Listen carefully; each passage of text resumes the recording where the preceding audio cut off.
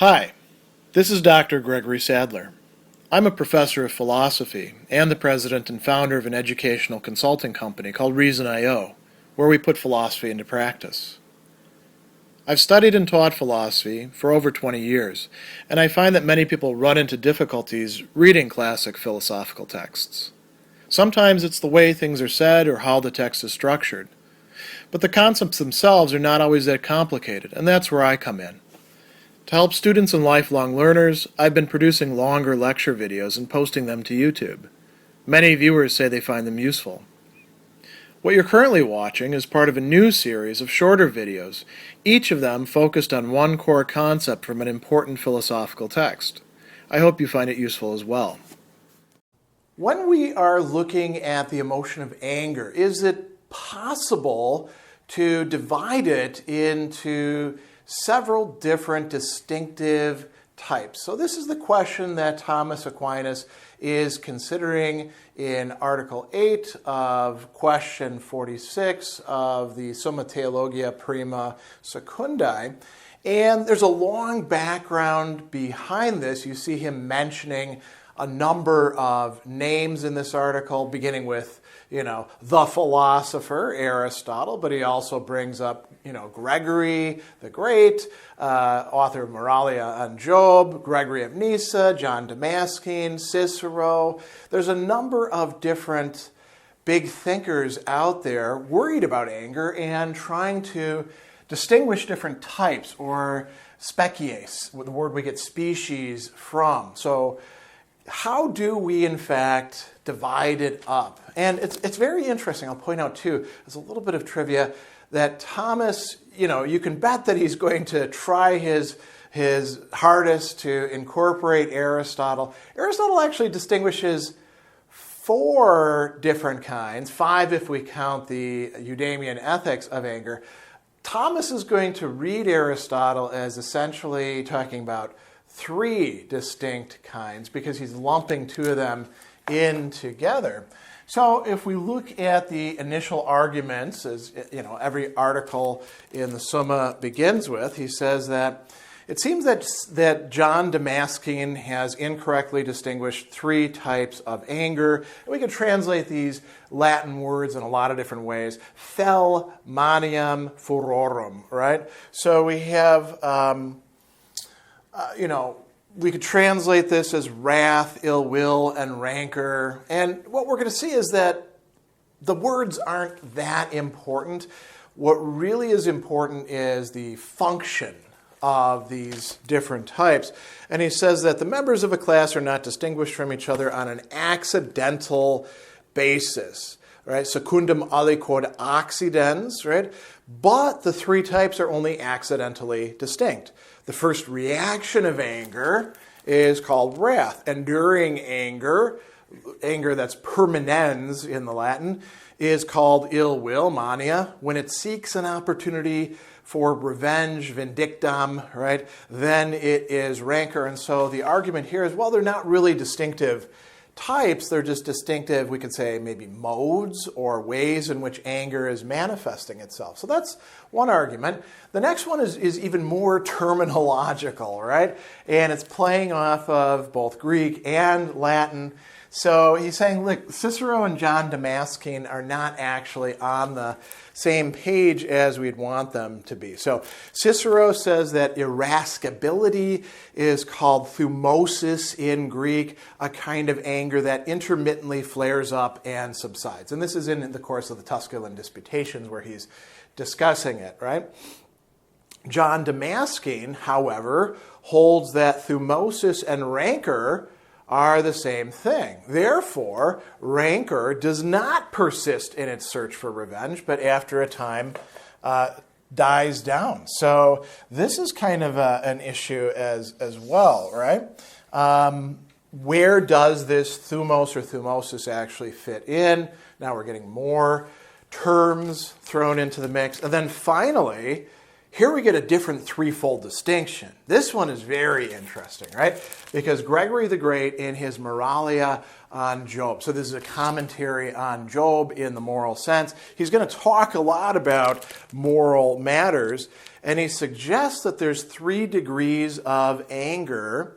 Silent anger, right? Iram sine voce, that is anger without a voice. Vocal anger, iram cum voce.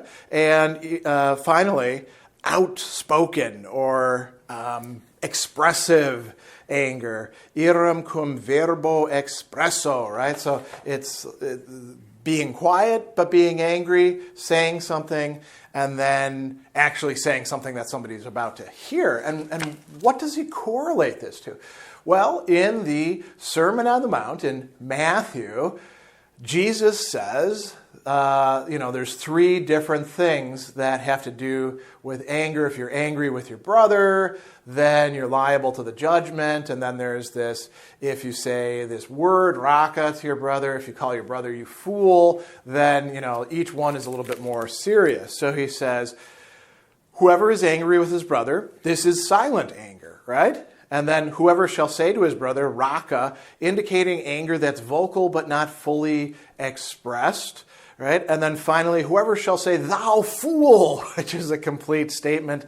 So this doesn't line up with John Damscene's division of anger, and Gregory would be proposing an alternate. So, maybe we could have a fuller account, or maybe we have to correlate these in some way. So what does Thomas say? Thomas says, well, they're all kind of right in a way.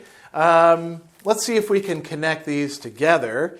He says the 3 types of anger that John Damscene and Gregory of Nyssa are talking about are based on factors which intensify anger, augmentum, right? Which give an augmentation to anger. So how is anger augmented? And here Thomas says, well, let's think about the way anger works. We've got a pain or sadness which is caused by some sort of slighting, some sort of wrong, some sort of injustice against a person. The person gets angry, right? So there has to be a reaction that crosses a certain threshold and builds.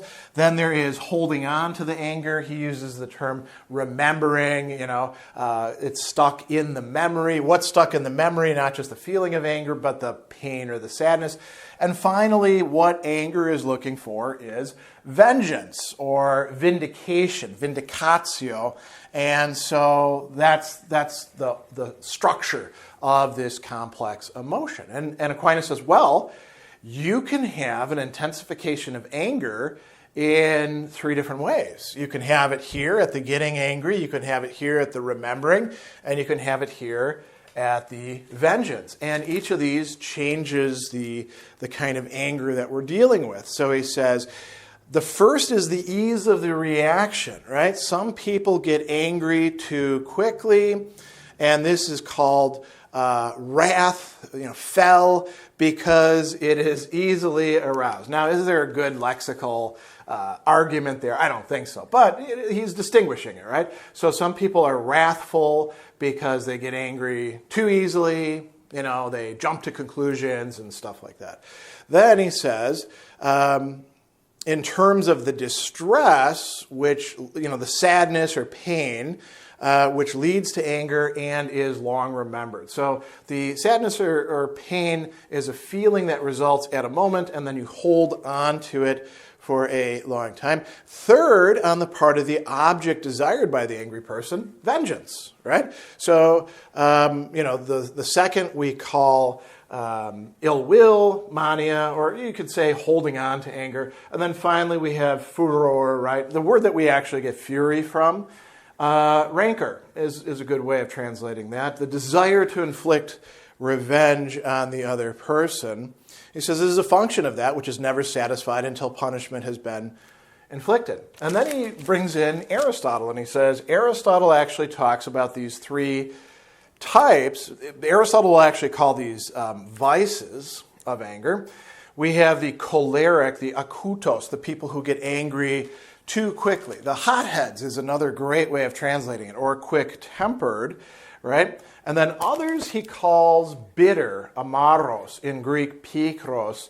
They hold on to that feeling of being angry, and they won't be mollified, made, soft for a long time. And then finally, the third type are the bad temper, the diffikiles, the halapoi in Greek, those who are literally kind of a pain in the ass, the grudge holders, the vengeance seekers. And does this correlate perfectly to Aristotle's discussions? Not exactly, but it's close enough, right? So this allows us to answer the first thing. He says, any factor which contributes. Now, it's very interesting that he uses this word perfection, and it's there right there in the Latin. He says, omnia illa per quae ira recipit aliquam perfectionem, a being brought to its fulfillment. We don't usually think about perfect anger, but we can talk about anger running its full course. And so he says any factor which contributes to its perfection is more than accidental. It's actually kind of essential to anger. So we can distinguish according to these factors. Then the second one, he says this irascibility, thumos or thumosis, irascibility in Latin and in English, seems to fit the first kind of anger, which is quick-tempered, rather than rancor, but thumos, which in Latin becomes fur, may imply both quickness to anger and a firm intention to attain revenge. So it kind of straddles the whole thing. We don't want to use this term in part because it's a little bit too loosey-goosey or ambiguous. Finally, the third one. Remember, Gregory brought up an entirely different classification. He points out something really important just in the words that he's using. He's been asking about types, species. What is Gregory bringing up? He's not bringing up types, he's bringing up degrees, grados of anger, right? First you're angry to this extent, then you're angry to this extent, then you're angry to this extent. And all of that could be in any of this stuff. So he says, these are distinguished according to the effects of anger and not the degree of perfection, non autem secundum diversam perfectionem, of this angry reaction itself. So in a certain way, the Gregory classification is maybe less essential than these three types that Thomas is distinguishing. So you see that he's able to take in a lot of different earlier perspectives on this complex emotion and bring them together in a way that at least allows him a plausible classification of the different types of anger.